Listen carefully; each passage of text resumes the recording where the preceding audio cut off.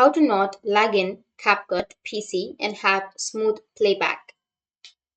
So if you don't want to lag in on your CapCut PC and have a smooth playback, then what you need to do is first you need to open up your CapCut.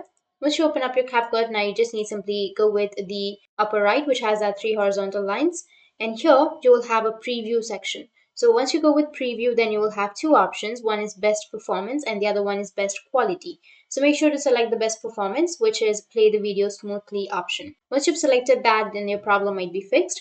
But if you don't have the preview option right here, then what you need to do is just simply select in the free space. And after that, here on the upper right, you will have the modify section. Just click on modify and you'll get this kind of interface and go with the performance section. And here you need to turn on proxy. Once you turn on your proxy, then it will edit smoothly and faster without forcing the video quality. So you can just simply turn it on and then you can go with save, or you can also choose a resolution that you want.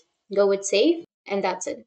This won't affect your video and it's easy to use. That's how you can fix it. And if you have any questions, feel free to comment below. Thanks for watching.